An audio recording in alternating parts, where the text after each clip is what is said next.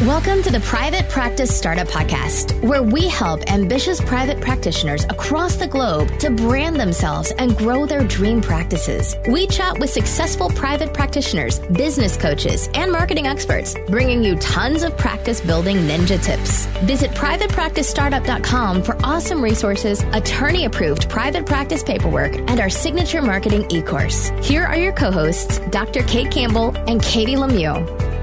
Hey there, Startup Nation. Welcome back to another episode of the Private Practice Startup Podcast. What is going on, everybody, today? So I am flying solo again. I know I didn't announce that on the last podcast, but I am flying solo again for this recording because unfortunately Kate is down and out with a really nasty cold, and we actually we batch our podcast. So we actually do 4 back-to-back on one day of the month, and that's kind of our systems. But let's jump into today's podcast. So we are going to be talking with Nicol Stoller-Peterson on how to CYA your private practice with a court policy. And because you guys were so interested in her topics, we're actually doing another one right after this one, and I'll tell you a little bit about that after. But before we do get started, I hope you joined us last week for Michael Knowles' podcast on how to start a private practice on a shoestring budget. And I have to say that slow because I think if I tongue twisted, I might slip something else out. So I had to say it really slow. He offered a ton of tips and resources, which are all in the show notes page. And he started his private practice for, I think he said, under $400. So if you're just starting out, it is possible. And you always grow, evolve, and change. So you just want to check that out. If you are one of our loyal listeners, we wanted to say thank you for listening and joining us again. And if you were brand new here, we want to welcome you with open arms and give you a big virtual hug. And we're so glad you're here. Kate and I also want to offer you a gift because you are our VIP, and that is our A to Z cheat sheet, the essentials for building and growing a dream practice. Perfect for the previous podcast because it's a freebie.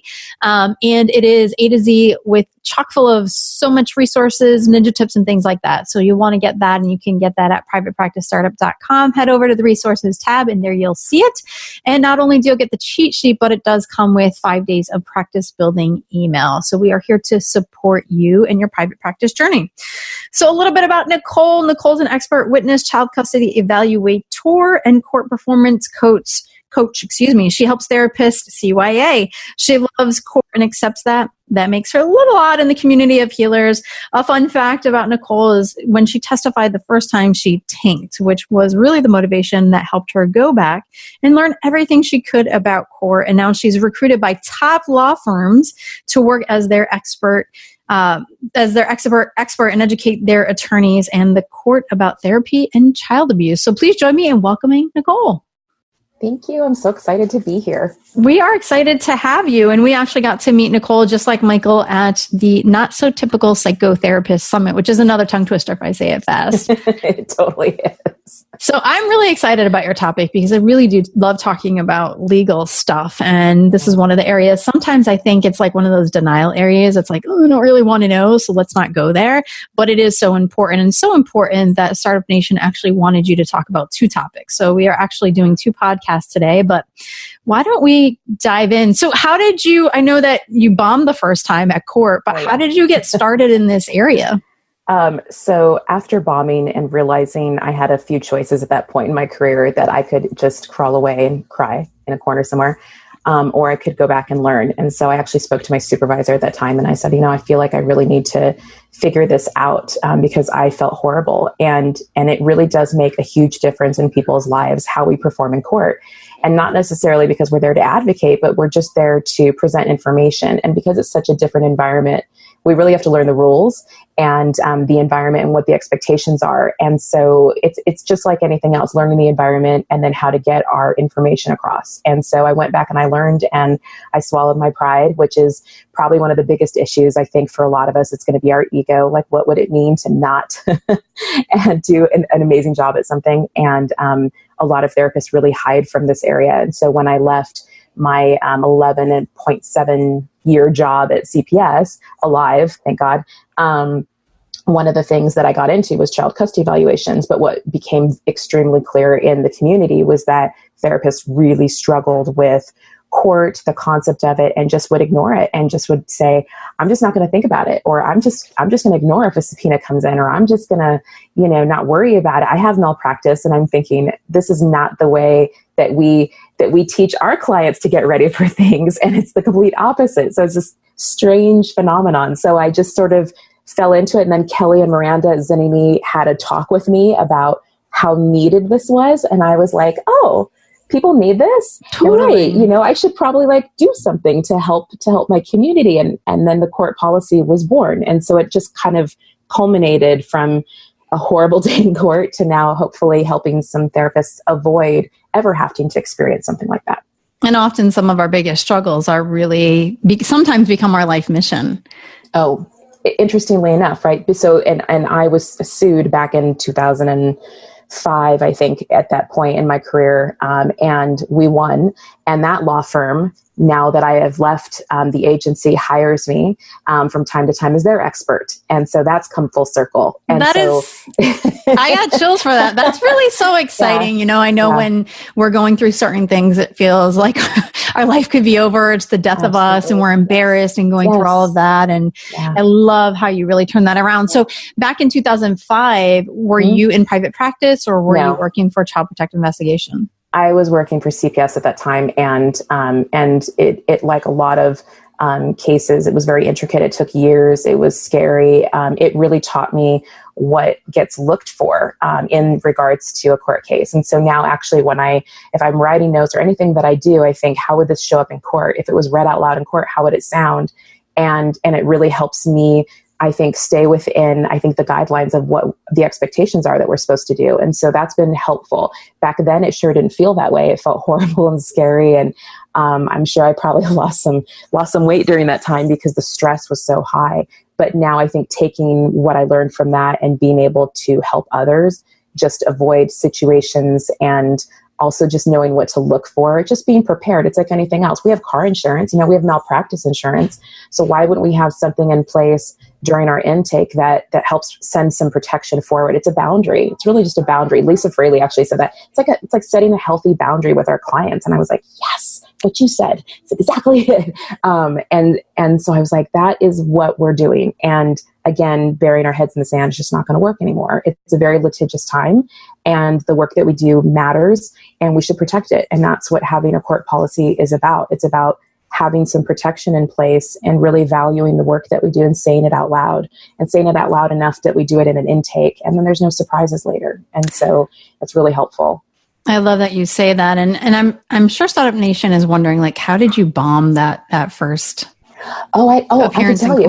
Yeah. That was awesome. Because, my boss said to me, just read your notes and go tell the truth. And that's what I did. And I read my notes. I studied them, and I went in and I told the truth. I didn't know, though, how to wait. I didn't know how to respond to certain types of questions. I didn't know how to look over and wait for the attorney to object. I didn't know what I could and couldn't take with me. I didn't know how to create a timeline, which is like my go-to for every single case that I do now. Is I come in with a binder, and I actually have a timeline that looks a lot like a genogram for you therapists out there. And it's like sometimes 4 pages long, and it's all color-coded. And I'll have the judge look over my shoulder and be like, wow, look at that. Did you bring me one? I'm like, yes, Your Honor, I have a color copy for you, and the attorneys, you can have black and white. And then you're like, color costs too much. It's way too much.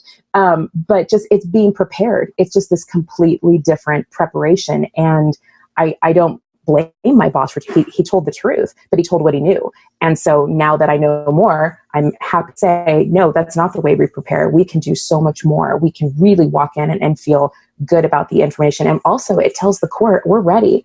You're not just going to push me around. You're not going to think I'm some, therapist that you're going to get me to cry. It's not going to happen, because look at me. I'm in a suit. I've got my binder. Like, what do you have? I got my color-coded genogram timeline. Thank you so much. I do. And I've got my tabs. Oh my gosh. I'm happy to show them what I bring with me, because again, I think it's just a way to let them know, and it lets me know. And then I'm not standing up there fumbling, looking for something in some crazy looking file. I'm just, using my tabs, and then it tends to set back that attorney, and they kind of calm down a little bit, and they're like, oh, I might have to deal with this person a little differently. I thought I was just going to go in for the kill. And then that's not the case. So Preparation, preparation.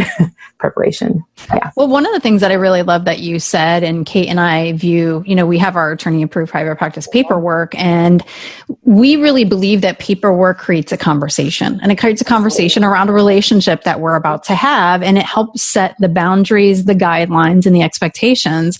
And, it's so easier when your client calls and says, cancels 3 hours before your session and says, I know you have to charge me, no problem, I understand, because we already talked about that, right? Or exactly. It's easier when maybe they forgot and you have to enforce the rule because not only did you read it, you sign on it, but we talked about it, right? And they're like, oh, that's right. Yeah, I understand, no problem.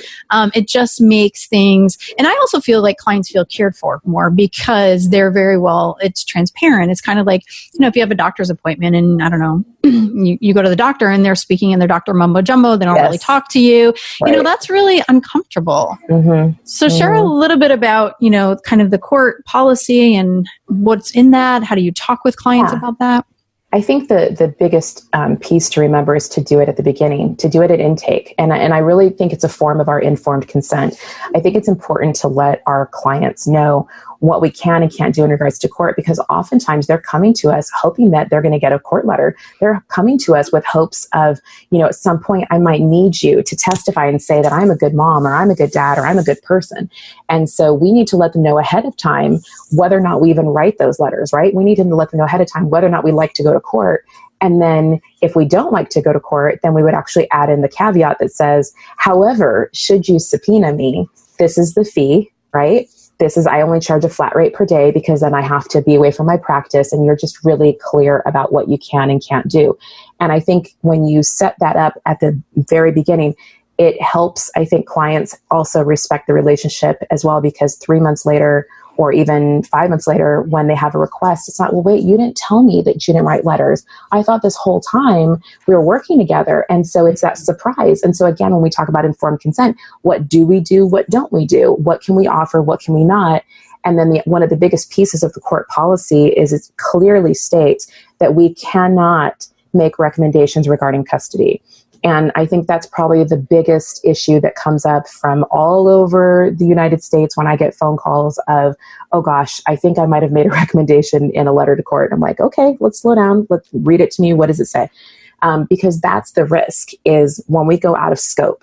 And so what this court policy does is it provides our scope of practice. Here's what we can and can't do, and here's why. And it's so clear, and it's all of a page and a half, right? So this page and a half offers the ability to convey what we can and can't do from a legal standpoint, and then also preferences and fees all in one place. And then should they subpoena us later, I'm more than happy to send them a copy of that to remind them, this is what you signed. I didn't want you to forget about this, because they forget and they think, oh, she'll come to court and I'll just pay my copay, or she'll come to court and I'll just pay for an hour of therapy. No, because we're preparing, we're clearing our day, and no one can promise us what time court's going to happen. Calendars are nuts, so you don't know. So I just clear out the day, and that's what I'm going to bill for. And then we can talk about billing too if you want, because that always comes up. People are like, I'm going to charge $20,000. I'm like, no, you're not. No, I like that. It's interesting. So I love talking like law and legal. I don't know if I was an attorney in my past life. I just like to pretend I'm one, even though I do make the disclaimer that I'm not.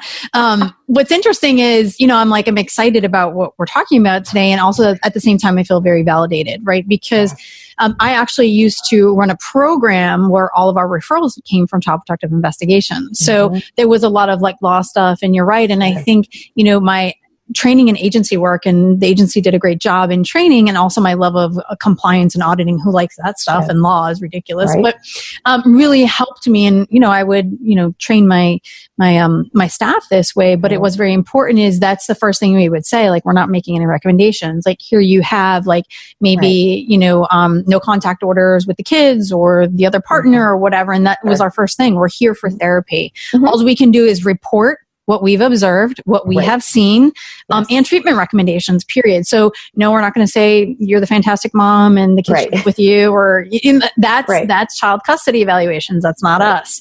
So it's music to my ears when I think about what you've shared in regards to having those conversations beforehand, writing it down, making it really clear, because it is always so nice to refer back to it. And especially that they've signed it, they can't say no. But before we go further, Nicole, let's just take a quick break for our sponsor. Sounds good. If you're in private practice, you wear a lot of hats, and some of those hats are totally great, but some, like filing taxes and running payroll, for example, not so great. That's where Gusto comes in. They make payroll, taxes, and HR actually easy for small businesses like your private practice. Fast, simple payroll processing and benefits and expert HR support all in one place. Gusto automatically pays and files your federal, state, and local taxes so you don't have to worry about it. Plus, they make it easy for you to add on health benefits and even 401ks for you and your team. Let them wear one of your many hats. You have so many better things to do with your time. Listeners get 3 months free when they run their first payroll. Try a demo and see for yourself at gusto.com/PPS. That's gusto.com/PPS. There are so many ways to keep your practice organized, but Therapy Notes is by far the best. Their easy-to-use, secure platform lets you not only do billing, scheduling, and progress notes, but also create a client portal to share documents and request signatures. Plus, they offer amazing unlimited phone support. So when you have a question, they're there so you can get help fast. Get started with Therapy Notes today, trusted by over 60,000 professionals. Go to therapynotes.com and enter promo code PPS, as in Private Practice Startup, and you'll get 2 months for free. Also, you can listen to episode 54, where we interviewed Brad Pleiner and took an in-depth view into their EHR. So what are some other do's and don'ts? We were talking a little bit, you were going with fees. So let's talk about that. So I hear all the time, what if I'm just going to charge $10,000 and then nobody's going to have me go to court? And I would think that here's the issue with that. Let me see how to phrase this in a way that I won't get sued. Okay, so if, let's say that's what's on your policy, is that it's $10,000 for the day, and you get a subpoena. Let's say you ignore it. And then the judge puts out an order and says, you will be at court, right? So now there's a court order for you to appear, and you show up and you haven't been paid. And the judge says to you, how did you come up with this number? Because I've heard this before. How did you come up with this number? Well, I just didn't want to come to court. You're going to have a very irritated judge because you're under oath. You have to tell the truth. Do people say that? Well, yeah, because they're under oath. No, do people say, I put this really high number because I didn't want to come to court? Yeah. Oh, yeah. Oh, yeah. Oh, yeah. And and I know a few judges, and they always prepare emotionally and mentally before they have a therapist come in, because you never know what's going to happen. And one of the things that's come up is, she was charging some crazy number, and I asked her, like, how did she get to that number? And she just said, I honestly, Your Honor, I just didn't want to come to court, and I was hoping that would keep me from having to be here. And now there's an order, nobody's paid, and the judge is like, well, I'm not going to make an order that they have to pay you this ridiculous amount because this isn't consistent with your fees. And so when I've had these conversations, I look at fees. So and the way that I've come up with mine is I go by my highest hourly cash rate. So if you have a day at 8 hours at, let's say, $100 is your rate, sure, then you're looking at $800 to $1,000. I go with $1,000 because of drive time and lunch, and you're really stacking your day. Then you might want to add in some preparation time to be able to really get ready for your case. You might add in $100, $400, but something, again, that's comparable and reasonable. And you should be able to answer in court how you spent that money, because fees are such a huge piece of court. They come up so often. And if they feel like you're taking advantage of your client because you're charging some enormous amount, and the judge is saying, well, I want the answers from you regardless of you being paid or not, it can turn into something that's really ugly, and you can end up in front of the board. And so I think it's safer to either choose half day or full day. I choose full day because I really do give the whole day to focus on just that case. And then also, if you're focusing on that, the way that you're looking at your fees too is, is it comparable to what I do? I always think of like comparables, like real estate. Is it, you can't sell your house at the end of the corner for $5 million when next door neighbor just sold theirs for $200. It's not going to work, and they're like, your house will never sell. It's the same concept. So what is comparable to what you charge? And all of us charge completely different fees. But again, what would it cost for you to miss a full day of clients? And then I also put in there to not be on call. Being on call is probably the most disruptive, as I'm experiencing it right now. But it's different. Close your ears.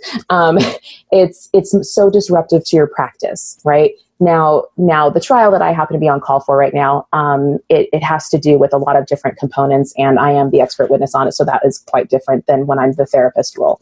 The therapist role, you are the fact witness, you are the percipient witness, and it makes no sense to be on call. I don't ever agree to it. I say, let's agree on a date and time. And I actually put that into my court policy because I don't need a surprise. I don't want some creepy person waiting outside my door to hand me a subpoena.